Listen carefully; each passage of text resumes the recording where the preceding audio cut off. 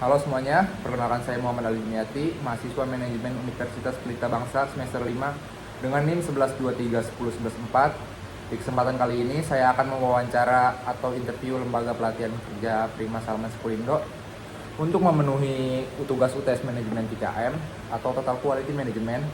Lalu di sebelah saya ada Mas Eka, selaku staf di Prima Salman Sekurindo. Silakan perkenalkan diri, Mas. Halo, nama saya Eka Hendriana. Saya di sini staf LPK. Saya udah bekerja selama hampir 3 tahun di sini. Lumayan lama ya, Mas. Oke, baik. Selanjutnya kita akan melanjutkan ke sesi wawancara dengan pertanyaan yang sudah saya siapkan. Yaitu ada beberapa pertanyaan. 1A, seputar pelatihan keterampilan dan kompetensi. Program apa saja yang saat ini ditawarkan oleh lembaga ini dan durasi pelatihannya berapa lama? Kalau untuk saat ini kita masih magang aja.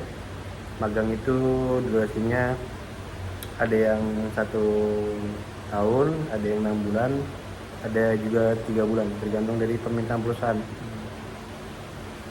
Lalu kedua ada apakah program pelatihan yang tersedia sudah tersertifikasi secara nasional atau memiliki pengakuan industri? Oh iya, ada. Kita ada NIP-nya juga ada, kita sertifikatnya juga ada ada dokumen-dokumen yang untuk pendiriannya juga kita ada semua.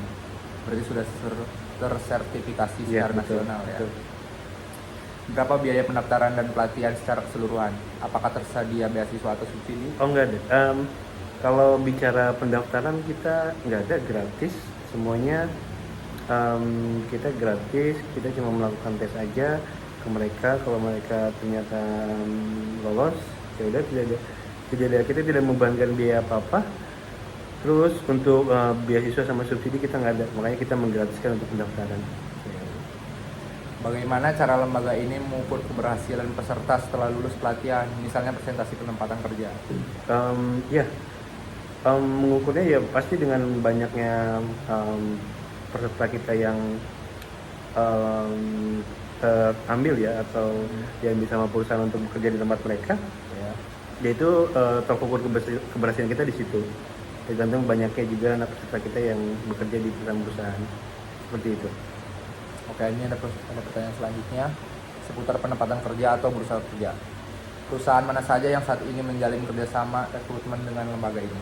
Kalau perusahaan ada beberapa, kita ada di kawasan Delta Silicon, terus di kawasan industri Jababeka juga. Tapi kalau secara penyebutan nama, minta maaf tidak bisa ya. Jadi kita ada kerja sama beberapa perusahaan di kawasan industri tersebut. Lumayan banyak ya. Posisi kerja apa yang paling banyak dibutuhkan oleh mitra perusahaan saat ini? Admin, security juga, itu juga ada banyak. Berapa ke cleaning service kayak gitu. Ya.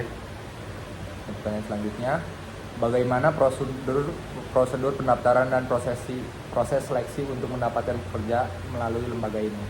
Kalau di kita itu biasanya kita ada pendaftarannya lewat scan barcode. Jadi si anak itu isi data pribadi dulu. Nah, kalau ada permintaan dari perusahaan misalnya, baru kita seleksi ya. Dia pendaftaran itu kita seleksi. Kalau misalnya memang si anak sesuai sama permintaan perusahaan, baru kita panggil yang bersangkutan. Jadi kalau misalnya prosedur pendaftarannya paling cuma daftar online aja, isi link aja kayak gitu. Kalau sesuai persyaratan baru dipanggil. Iya, betul. Ini ada seputar administrasi dan dukungan. Jadi mungkin jadi pertanyaan terakhir, dokumen apa saja yang wajib disiapkan untuk mendaftar sebagai peserta pelatihan atau pencari kerja? Umum sih, biasa kayak CV itu kan biasanya ada KTP, KK, SKCK, ya, surat keterangan kelakuan baik itu, terus surat keterangan sehat juga, untuk kuningnya sama kayak melamar di sebuah perusahaan, nggak ada yang beda juga, sama semuanya. Oke, mungkin itu saja. Terima kasih ya Mas Eka waktunya. Iya, sama-sama. Jadi kesimpulannya yaitu 1. Orientasi pada pelanggan, customer focus. Pelanggan utama LPK adalah peserta pelatihan dan dunia industri atau pengguna lulusan. Kepuasan pelanggan diukur dari relevansi materi pelatihan dengan kebutuhan pasar kerja, kualitas penyampaian dan tingkat penempatan kerja atau keberhasilan lulusan di dunia kerja. Kedua yaitu kedua yaitu perbaikan berkelanjutan, continuous improvement. 3M menuntut LPK untuk secara terus-menerus mengevaluasi, meningkatkan semua proses, mulai dari pendaftaran, kurikulum, metode pengajaran, fasilitas, hingga evaluasi pasca pelatihan.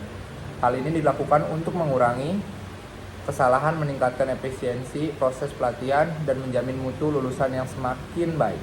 Ketiga yaitu keterlibatan total seluruh elemen. Keberhasilan TKM bergantung pada keterlibatan aktif dari seluruh anggota organisasi, manajemen puncak, instruktur, staf administrasi, hingga peserta pelatihan itu sendiri.